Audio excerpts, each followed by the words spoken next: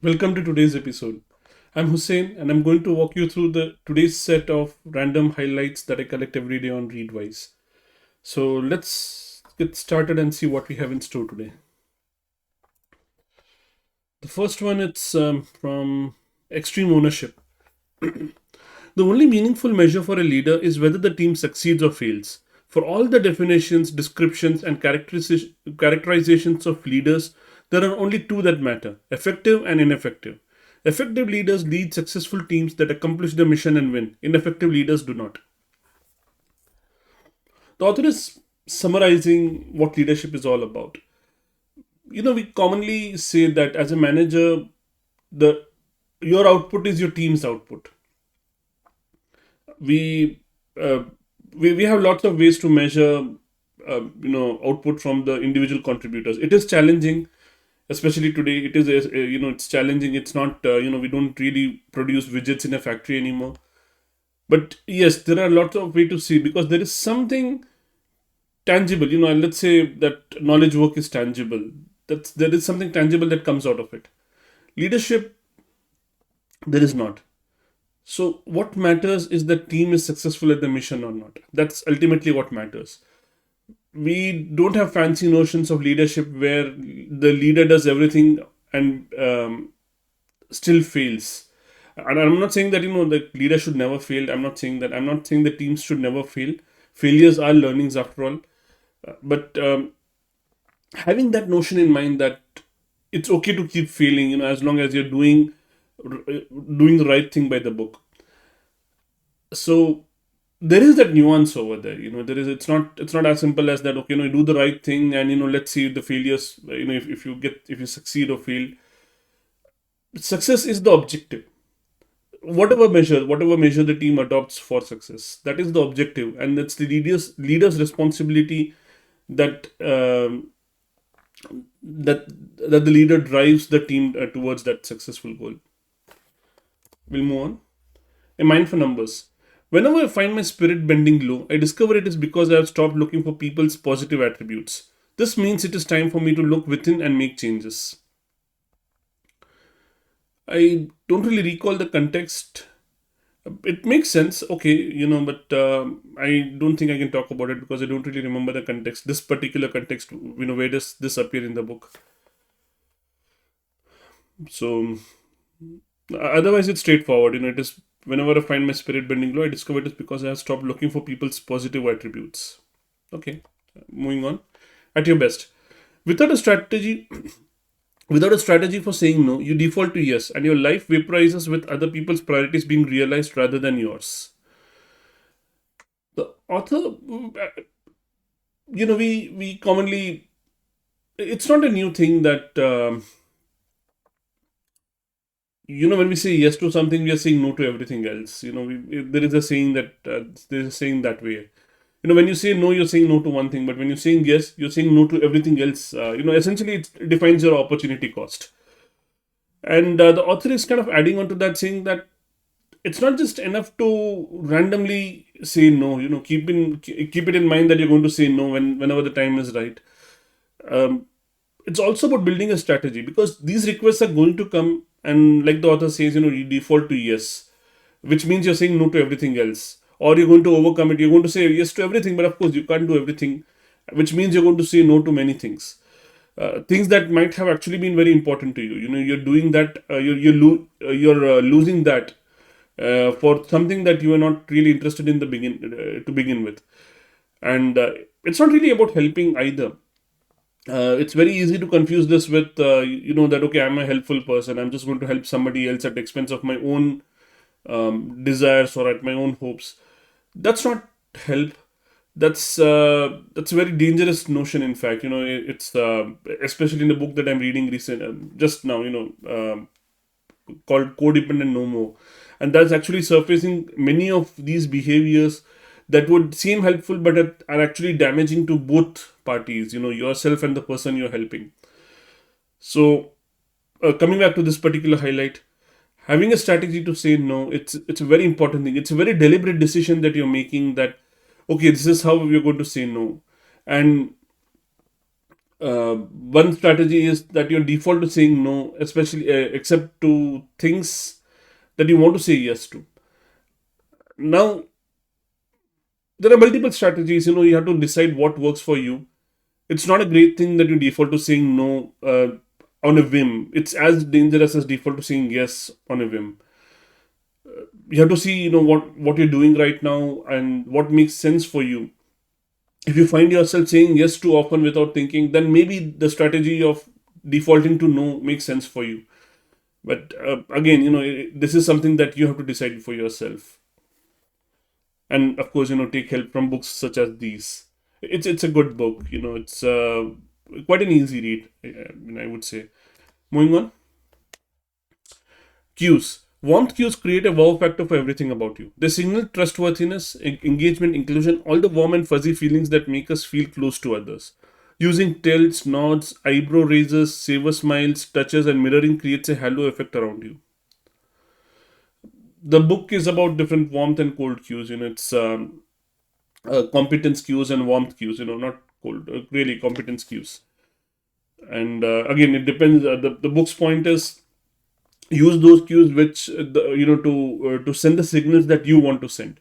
So if you want to send signals of trustworthiness, engagement, inclusion, and creating all those warm and fuzzy feelings like the author is talking about, using those cues which create warmth, like tilt, like having a tilt, or like leaning forward, nods, eyebrow raises, the look of interest, where you raise your eyebrow and you're paying interest. So all of these things, of course, the book describes each and every cue in detail. So that's really about it. Moving on. The voltage effect. More broadly, leaders should recognize that people don't make choices in a vacuum. Individual behavior is also a function of the information we have available, particularly when we compare our situation with that of others. I don't remember the context, but explaining the highlight itself, the author is talking about how it is leaders' responsibility to present the right information. In fact, it's a critical thing, withholding information. Many people use this means to influence others, and I don't mean influence in a positive way. What's the word for that? Influencing in a negative way. Um, Not exploit. Anyway, maybe I'll get it later. So really, when leaders, if the leaders are inadvertently doing this, withholding information, so that there is some kind of people, uh, basically they control people, by withholding information, and they may be doing this inadvertently. They may not really mean to control people as such, but it's how they work. It could be like a default behavior of this. So again, I think this is more about leaders becoming deliberate, that people make choices where they have information. It's really individual behavior is a function of information we have available. So providing that information is the leader's responsibility. That's my takeaway here. Moving on. Codependent No More. I just mentioned this book. You don't have to stop caring or loving. You don't have to tolerate abuse. You don't have to abandon constructive problem solving methods such as professional intervention. You only need to put your emotional, mental, spiritual, and physical hand back in your own pockets and leave things and people alone. Let them be. Make any decisions you need to make to take care of yourself, but don't make them to control other people. Start taking care of yourself. This particular highlight really talked to me about self care. And what I just mentioned about certain behaviors, that look like helping others, but actually end up damaging both yourself and the other party. And this whole book is really about uh, that kind of control. That's called codependency, where you feel that you're helping somebody, where you are actually in a codependent relationship, where you feel that you must help somebody at their expense, at your own expense. So the author is saying, let them be. Um, there is another quote, I'm not really able to repeat it word by word right now, but it explains in author's own words what codependency means to her. So yeah, this I should have scrolled up. Yeah. So ultimately, it's coming back to self care. Start taking care of yourself. That's how you help others as well. Moving on, measure what matters. An OKR culture is an accountable culture. You don't push toward a goal just because the boss gave you an order. You do it because every OKR is transparently important to the company and to the colleagues who count on you. Nobody wants to be seen as the one holding back the team. Everybody takes pride in moving progress forward. It's a social contract, but a self governed one. I think the essence of this is that OKR culture is an accountable culture. It's something that can be useful to build accountability inside an organization. And the way it works, like the rest of the highlight describes the way it works. You push towards an OKR because each OKR has been deliberately selected um, to drive the company towards a certain goal, certain very very clear goal. We have talked about OKRs before. How the key results should be selected and what the objectives represent and so on. So one of those things is that each OKR is extremely important to the company in one way or the other, and they are kind of um, cascading for each towards each individual. And they could be no non-cascading OKRs, of course, but essentially, most of your OKRs will be cascading from company goals or company OKRs. So yeah, it's not on a whim that just because somebody gave you an order and you're driving towards goal. You do it because there is a very well defined OKR that has very well defined outcomes, and you're doing it for that. Moving on. Remote, not distant. Alignment doesn't mean consensus, nor does it require that team members agree on everything. However, we want the team to co-create the future they want together. Yeah, very straightforward. It's like, it's very easy to confuse alignment with agreeing on everything. It's not necessarily that.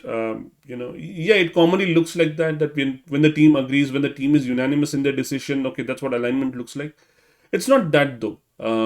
I commonly refer to another saying. When two people in business agree on everything, one of them is unnecessary. So there is always going to be disagreement in a team. There should be.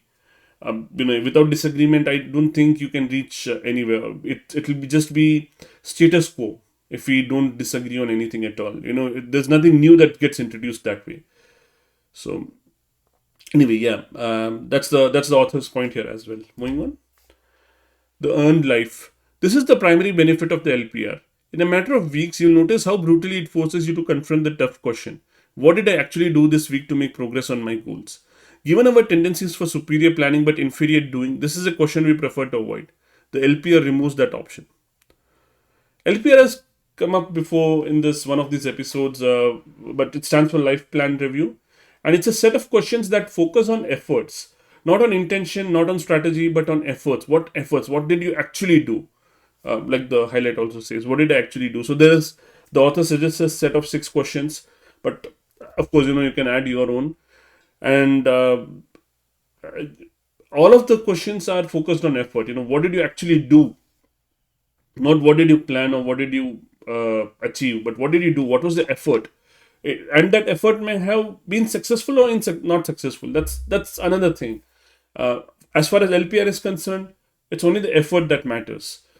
So, in other words, movement, which is like a whole different, not different, but it's a whole tangential discussion. I'll not get into right now the benefits of movement. But yeah, it's the author also makes a point that we have a tendency for superior planning but inferior doing. We plan a lot, but then when it comes time for action, we would rather procrastinate and plan something else. That's we've talked about perfectionist tendencies before, and essentially LPR removes that option. It removes that option because there is also a social element. LPR is done in a group setting. It's not an individual thing that okay, you just do it for yourself. You do this in a group setting. Moving on, everyday chaos.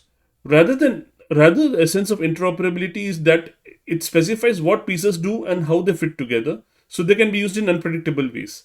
Sometimes for projects the original creators couldn't have imagined and will never hear about. This is talking about interoperability, and there are a lot of examples, but the example that I relate to most is the world of APIs. Of course, the book also mentions a lot about that. It's about machine learning, so of course APIs are going to be there. And really, the point is that you give out an API. Let's say an API, you build a product like Facebook and then give out an API, and people build games on top of that, or other applications, or things that the original creators would not have gonna imagine that, okay, you can build something using this API. So that's the essence of interoperability. That you give them the like Lego pieces, and you don't know what comes out of it. That's the end of our highlights today. It's again, I think it's little long. Let's see what I can do about this in the future. But for today, I think we are done. And have a good day. Bye.